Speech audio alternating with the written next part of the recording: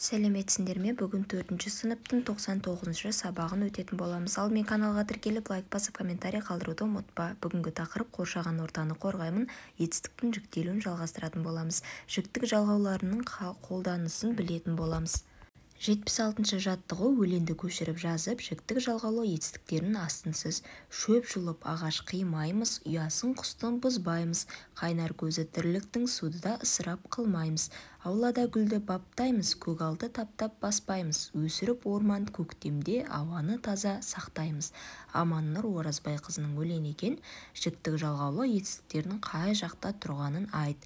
Бірінші жіктік жалғаулы етістіктерді тауып аламыз. Ол сөздер жіктік жалғауы, яғни бірінші, екінші, үшінші жаққа байланысты сөздерді табамыз. Ол етістіктер қимаймыз, бұзбаймыз, қылмаймыз, баптаймыз, баспаймыз, сақтаймыз деген етістіктер барлығы бірінші жақта тұр, көпше түрде.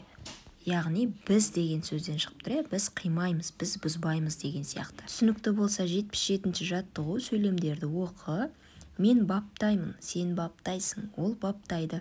Біз баптаймыз, сендер баптайсыңдар, олар баптайды. Етістіктерді тауып, олар қай жақта тұрғанын айт, қай жақта тұрғанын қалай білдің дейді. Яғни бұл жерде өз пікірімізді дәлелдеп үйренуіміз керек. Бізде яғни дайын жіктеліп тұрған етістіктер берілген. Мен баптаймын, сен баптайсың, ол баптайды. Яғни мен, сен деген олардың жақтарын білдіреді. Ал екінші сөз ол етістік. Бірінші қатарда жекеше, екінші қатарда көпше түрде. Ал мен деген, мен баптаймын, бірінші жақта, сен баптайсың, екінші жақта, ол баптайды, үшінші жақта тұр. Түсінікті болса келесі тапсырма. 78-ші жаттығу жіктік жалғаулы сөздерді қатыстырып сөйлем құра. Тазалаймын, үйренесің, біледі. Құраған сөйлемдеріңді жіктік жалғаулық сөз қандай мүше болып тұрғанын айт.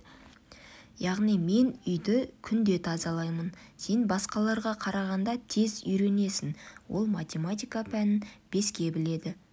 Яғни осы сөздерді сөйлем мүшелеріне талдаған жағдайда тазалаймын, үйренесің және де біледі деген сөздер олар етістік, яғни баяндауыштың қызметінде тұр. Түсінікті болса келесі жаттығу 79 бағанның сол жағындағы сөздерді етістіктермен сәйкестендір.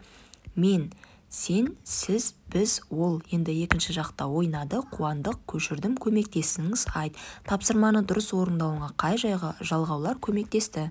Яғни бізде дұрыс нұсқасы мен көшірдім, сен айт, сіз көмектестіңіз, біз қуандық, ол ойнады. Бізге жіктік жалғауларының ережесі көмектесті, яғни көбінесе бізде үшінші жақта ешқандай жалғау жалғанбайды. Екінші және бірінші жақтарда олардың көпше, жекеше болмаса түбіріне байланысты әртүрлі жалғаулар қолданады. Соны пайдалана отырып біз дұрыс нұсқаны таптық. 80-ші жаттығу әр бағандағы етістіктердің жіктік жалғауларын салыстыр. Содан өзің қорытынды жасап көр. Тұрмын, оқимын, тұрсын, оқисың. Оқыдым, көрдім, оқисың, көресің. Оқысам, көрсем, оқысаң, көрсең. Яғни бұл жерде бізде бірінші, екінші жақта жүктелген етістіктер көрсетіліп тұр. Және де жіктік жалғауларды сендерге түсіндіру үшін бізде түбірлері, яғни сәл өзгеріспен қойылып тұр, жіктеліп тұр. Яғни 1-2 сөзге бола олардың жалғаулары өзгеріп кетеді. Бірақ байқап тұрсаңдар, ең соңғы әріптері м-мен, болмаса н-мен, н-мен бітеді. Яғни бұлар, яғни түбірлері сәйкес келсе, жіктік жалғаулардың белгілі бір ережелерінің орындалғанын көрсетіп тұр. Осымен бүгінгі сабақ аяқталды. Назарларыңа көп рахмет. Сабақта 5-тік алуларыңа тілектеспін. Сабақ ұнаса лайк басып, тіркеліп, комментарий жазуды ұмытпа. Сау болыңдар.